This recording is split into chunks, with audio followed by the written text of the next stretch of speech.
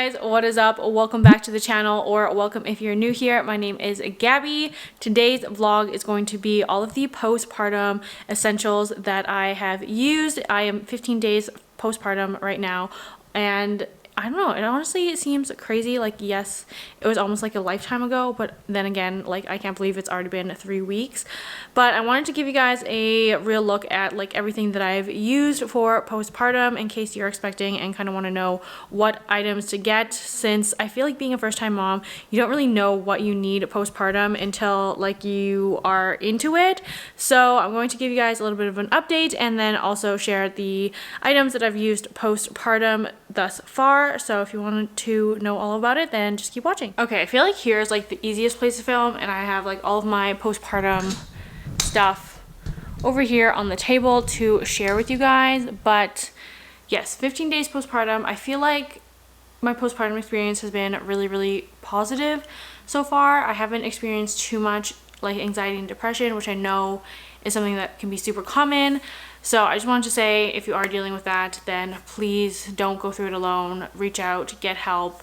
There are many support systems in place and resources to help you through that. But anyways, for me personally, I feel like it's been a pretty decent experience. It's been so helpful having Damon home. I feel like we've made a really good team so far in our journey as parents. So I'm very thankful to have the help at home and still be able to film. He's actually right now taking care of the baby, having a nap, and he's catching up on some sleep because sleep is definitely a little hard to come by these days. I think the baby kind of sleeps, I don't know, he has like good days and bad days. Obviously it's a newborn, there's not really much of a schedule going on right now, but sometimes he'll sleep like 2 to 3 hours at a time and then wake up for a feed. So we might wake up 2 to 3 times over the night, and some nights he is just so fussy and inconsolable. Last night he was up like every single hour and feeding every single hour, so cluster feeding has definitely been hard. I am nursing, but we do kind of combo feed. So like if I have pumped extra, then sometimes we'll give him a bottle just to like top him up, or if Damon wants to feed and I need a break or I'm filming or something, then we do have like a little bit of a freezer stash. So that has been nice. But I feel like, yeah, no one really prepares you for how difficult breastfeeding really is until you are doing it. So I want to also like say that that's something I was not prepared for. Like, there's obviously certain techniques and stuff to latching the baby and, you know, having a good experience with that part, but also just like the cluster feeding, and I feel like you can't really do much. You're like pretty much trapped feeding the baby. Like, it's really hard. You can't get like stuff done like the laundry or vacuuming or something while you're nursing, and it just like takes a long time sometimes. Like, sometimes babies will nurse like 2 to 3 hours at a time, which is crazy. I haven't had that yet. He usually nurses like an hour max, but it's just like you're sitting here for an hour like watching TV, scrolling on your phone, and I just feel like trapped sometimes where I like could be editing, but it's like I can't have 2 hands free.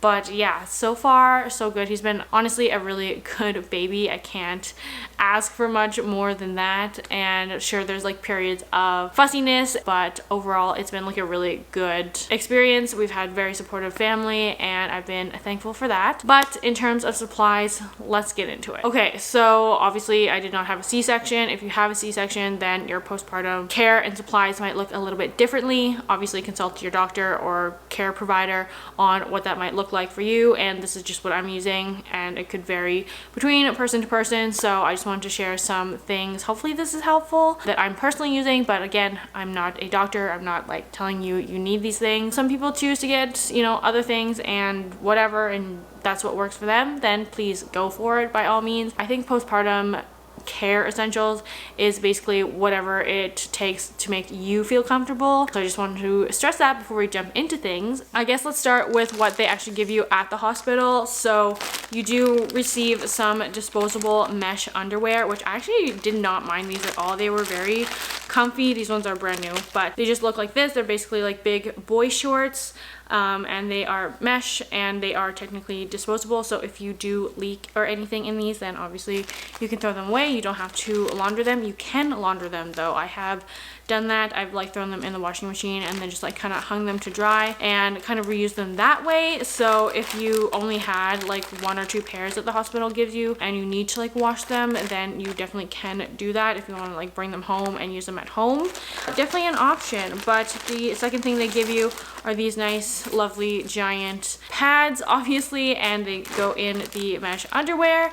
I actually didn't mind these at all. I did bring home quite a few of them in my hospital. Specifically, I think they give you like 5 or 6 of these and then 2 pairs of mesh underwear, but I did have a doula. If you guys watched my labor and delivery vlog or any of my previous pregnancy vlogs, then you might have already known that. And she was very familiar with the hospital that we were birthing at, so she was stocking me up on supplies in literally every room that we went to. So I brought home quite a few. I think I still have a few pairs of mesh underwear as well in like the actual bathroom and a few more pads. So I'm definitely still stocked up on these. I don't really have a use for them now, but that's usually what the hospital will give you. It does vary depending on the hospital. I'm in Canada as well. I think you get a little bit more if you are in the US, and it depends kind of on the hospital, so definitely check before you go on what they might be supplying you with. Okay, and the last thing that the hospital did provide me with was a Perry bottle. I actually really liked this one for the first, I think like 10 days postpartum.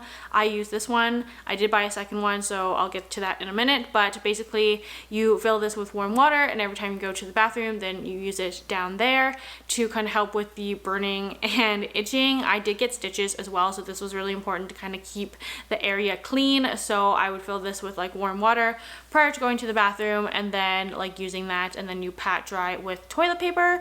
So obviously very key, you're going to want to use this in the hospital, or you can bring your own if you want to, but I found that these supplies were more than enough. I did only have to stay 24 hours for a vaginal birth, so that kind of helped with like the number of supplies. Like I didn't need that much because I was coming home with my own supplies anyways. So that is everything that I brought home from the hospital. Okay, and then getting into supplies that I had at home. First thing is the Always Depends adult diapers. Now, no one really prepared me for also being in diapers at the same time as my newborn, but I honestly really like these. I did bring a couple of them to the hospital with me, but I didn't end up using them because I found the mesh underwear a little bit easier to use. But once I got home, I did enjoy using these, especially overnight, because I did find if you leaked with the mesh underwear, obviously it's mesh, so you're going to leak onto your pajamas or your clothing and your bedding. So I found these a little bit more like secure almost. These are size small, medium, and I think they come like small, medium, extra large, or large, extra large, or something like that. So I did kind of find it tricky to gauge whether like what size I would be, but the small medium ended up being just fine even with like a postpartum bump. But I just like that this one was like a little bit more secure on the side with like the ruffles and stuff, and then I'd put the pad in here, so it was like just a second layer of protection, and it does have like absorption. I think I tried like the first couple nights not using a pad, and that just like was not working out, so I just like would use this as regular underwear, but again, didn't have to worry about ruining my own. That to say, you definitely don't need a big bag. This was 32, and I think I used like 4 of these, so I would only use them at night, and then I just like reuse them because they're just like underwear, and I had like a pad in them, so they're still pretty clean. I don't know, they don't really sell them in like a smaller package. If you can find a smaller package, definitely recommend. I don't think you need this many because I have no idea what I'm going to do with these now. I would recommend these. I would probably use these again. Obviously I'm going to keep them and I don't know, store them for maybe a future baby or someone else who is having a baby that would be around the same size, and then I can gift them some postpartum supplies. In the diaper, then I would use these Always Discreet pads. I actually really like these, and I would also make padsicles out of these. So basically I would just put water on like the pad part and then like fold it back up, put it in the freezer, and these were like great. So I did not do the Freedom Mom like ice pack things because I just felt like it was just too much and something else you'd have to buy, and then it would just be kind of bulky. So I enjoyed doing the padsicles. Some people put like aloe and witch hazel in them, but I just did water, and that was like more than enough. So that's what I personally did that worked for me, and it wasn't too bulky. It still gave you that relief. You could like put a little bit of witch hazel, I feel like doesn't add like too much to it. I don't think I would need aloe, but these Always Discreet ones I think were really nice because they were like extra long, so again gave you lots of protection, and they weren't that like irritating. So they technically are for bladder leaks. This is a size 6, which is like the extra heavy, and I did use these about again the first, I would say, week at least postpartum when my bleeding was the heaviest, and like at night sometimes I would just use them for like overnight because again, they were like the most absorbent other than like the hospital pads that they give you. So I used those I think the first 3 days and then kind of switched over to these. I've been through about half of this bag, so again, not bad. You definitely don't need this many. There were 54 in here, so I would say I used like 20-ish. And again, it depends on like your personal like postpartum journey. Some people bleed longer than that, some people don't, and like how much you bleed as well. So this I would definitely buy again or like use again. I love them. And then on top of the padsicles, sometimes I'd use the padsicle in combination with these. Sometimes I just use these. This is a soothing perennial foam. Again, Freedom Mom sells a very similar one. I got this gifted to me. I think this is more of a local company type thing, but again, it's just like a blend of like essential oils, witch hazel, soothing, cooling things for down there. So I do still use this sometimes when it's a little bit itchy because I do have stitches. Did I mention that? I don't even know. See what I mean? Like my brain is kind of all over the place. It's definitely baby brain, but I did get stitches. So if I did mention that, sometimes this helps, or you can use Tux. I think sometimes the hospital in the US will give you these, and Dermaplast spray. I don't think we have Dermaplast in Canada, or I couldn't find it anyway, so I do not have that, but I do have the Tux kind of witch hazel pads. Technically these are for hemorrhoids. I didn't get hemorrhoids thankfully, but these are just like pads with witch hazel, and I just like use one kind of like on my stitches, and then I'd like kind of wipe the witch hazel there and then put it in my pad. So you could do that. Some people like line 2 or 3 up as well, depending on how many you need, how many tears you have, stitches, etc. I still have almost a full container of these. Okay, I have about half a container, I'm gonna say 2/3 of a container left of this. Sometimes I'll still use this. My stitches aren't quite dissolved yet, so they are a little bit itchy, so sometimes I'll use this. But what I have found that helped the most with my stitches is actually using some Vaseline. So this is just like a little squirt size, but I definitely need to get like a tub of Vaseline still because both me and the baby are using this. But Vaseline has actually really helped, so I'll put that kind of on the location of my stitches, and I feel like that kind of helps it keep it moist, I guess, or like hydrated, so it doesn't like dry out and get too itchy. That's something that I feel like wasn't mentioned in a ton of postpartum essential videos. Have some Vaseline on hand for you and the baby. Along that lines, I also have some Epsom salts, and sometimes I would put that into my peri bottle as well.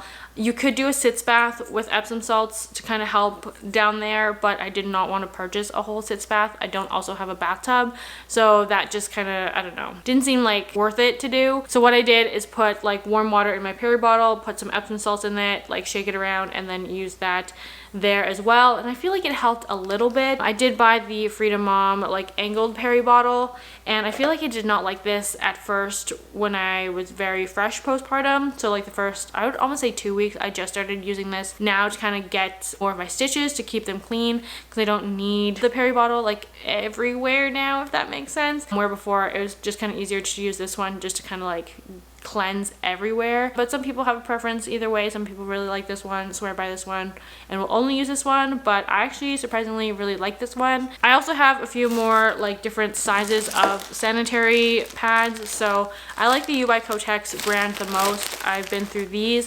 I did get a few maxi pads from Always is the brand. I did not like these ones. I find them really irritating. They're kind of like more of a meshy material on them, and I found them like really irritating on my stitches and kind of just down there in general. So I actually did not like these. I did almost end up using a whole pack. I would make these into padsicles as well. So I'd switch between like these heavy ones and then these ones depending on the flow that day. I did not enjoy these. I think I only have like 2 left. I probably would not repurchase them. I would repurchase my U by Kotex. It's like my tried and true brand. I just found these ones a little bit softer, not as irritating, a little bit more expensive, yes, and I would recommend ones with wings just to kind of help protect your underwear. These ones don't have wings, but that's okay for now because like my postpartum bleeding has pretty much subsided.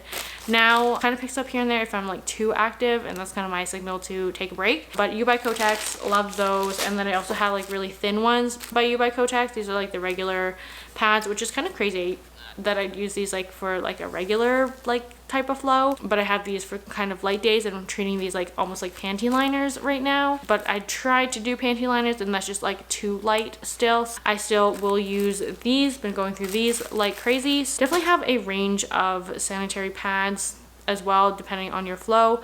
Obviously, you're going to need the maxi pads at the start, and then kind of like as the postpartum bleeding subsides, you won't need as heavy of a pad. So you're going to need like a few different sizes and absorbencies, and whatever works for you, I would say get that. All right, next moving on to kind of like nursing supplies. If you do decide to nurse, then please stock up on nipple butter. Trust me on this one. And I feel like everybody recommends nipple butter, but your nipples will be so sore from latching and the baby trying to get milk and stuff. So I have religiously used this. This is the Earth Mama one. This one's been great. And then I also have like more of a local brand one. I actually like this one better. It is mango and shea, so I found it just smelled a little bit better. I haven't used that much of it, honestly, but this was just really nice in the beginning days, kind of when your nipples are the most sensitive and sore. And I did have a little bit of cracking on one, but it went away really quickly. So definitely have this on hand. And then something that I didn't need right away, but needing kind of more now, 3 weeks postpartum, are these reusable pads basically that you put into your bra. So when you have letdown, it kind of catches that and you're not like soaking through your nursing bra every time. So I have a whole stack of these. You can also get disposable ones. I just like these ones. I thought they were a little bit softer than the disposable one, so that's why I went with the reusable. And honestly, I'm doing laundry enough anyways that these will last me like 2 or 3 days, and then I'll just like do laundry and wash them and replenish them. But I have needed these for sure, and they've been a lifesaver from not having to wash my nursing bras every single day because I only have 3. Definitely stock up on those if you so choose or don't want to do laundry as frequently as I do. And then also get these. These have been a great item postpartum. You can also do like a heat pad as well for when your milk comes in. It definitely is a little bit sore and uncomfortable, so I found that heat really helped, especially with like engorgement and stuff. I got like a few clogged ducts kind of underneath my armpit, so having like a heat pad there really helped kind of just like relieve that pain.